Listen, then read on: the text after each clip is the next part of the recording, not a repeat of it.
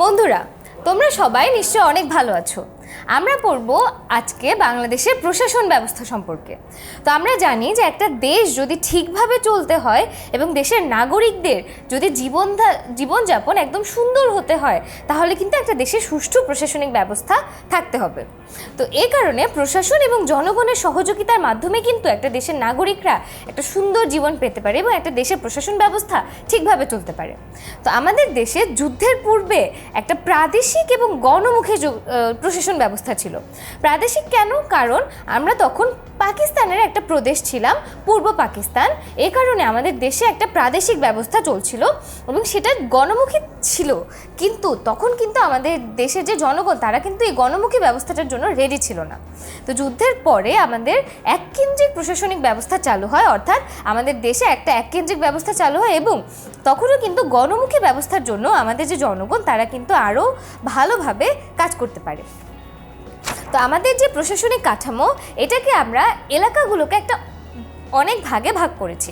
তো আমাদের দেশে একটা কেন্দ্রের অধীনে অনেকগুলো, আমাদের পুরো মানচিত্রটাকে একটা 8টা বিভাগে ভাগ করা হয়েছে এবং এই কারণে 8টা বিভাগ হচ্ছে আমাদের 8টা প্রধান প্রশাসনিক কেন্দ্র। এরপর এই 8টা বিভাগকে আবার অনেকগুলো জেলাতে, 64 জেলাতে এবং এই 64টি জেলাকে আবার অনেকগুলো উপজেলাতে ভাগ করা হয়েছে। আর এই সবগুলো এলাকার কাজের জন্য কিন্তু বিভিন্ন ক্ষেত্রে বিভিন্ন মন্ত্রণালয় রয়েছে। প্রত্যেকটা মন্ত্রণালয়ের যিনি প্রধান, তিনি হচ্ছেন মন্ত্রী, যাকে মূলত আমরাই নির্বাচনের মাধ্যমে প্রতিনিধিত্ব করতে নির্বাচন করে থাকি। এবং মন্ত্রণালয়ের যে প্রশাসনিক কর্মকর্তা, তিনি হচ্ছেন একজন সচিব। প্রত্যেকটা মন্ত্রণালয়ের অধীনে আবার কিছু অধিদপ্তর রয়েছে। এই অধিদপ্তরের যিনি কর্মকর্তা, তিনি হচ্ছেন একজন মহাপরিচালক। এবং আবার প্রতিটি অধিদপ্তরের আন্ডারে কিন্তু অনেকগুলো সংস্থা, বোর্ড বা কর্পোরেশন রয়েছে। এই সংস্থা, বোর্ড বা কর্পোরেশনগুলো হচ্ছে এই মন্ত্রণালয়ের দ্বারা যেসব সিদ্ধান্ত গৃহীত হয়, সবগুলো সিদ্ধান্ত ওরা বাস্তবায়ন করে থাকে।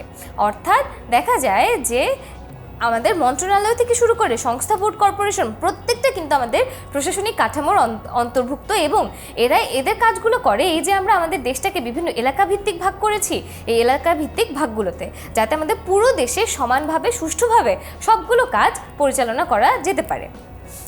এখন তোমরা আমাকে একটা প্রশ্নের উত্তর দাও। প্রশ্নটা হচ্ছে, যুদ্ধের আগে বাংলাদেশের প্রশাসনিক ব্যবস্থা কেমন ছিল? তোমরা অপশনগুলো পড়ে ভিডিওটা পজ করে উত্তর দিয়ে ফেলো। তাহলে আমরা জানি যুদ্ধের আগে বাংলাদেশের প্রশাসনিক ব্যবস্থা ছিল যুক্তরাষ্ট্রীয়, অর্থাৎ আমাদের প্রাদেশিক ব্যবস্থা সেখানে চালু ছিল। তাহলে এই ভিডিওতে আমরা জানলাম বাংলাদেশের প্রশাসন ব্যবস্থা সম্পর্কে। এর পরের ভিডিওতে আমরা বাংলাদেশের কেন্দ্রীয় প্রশাসন সম্পর্কে জানবো।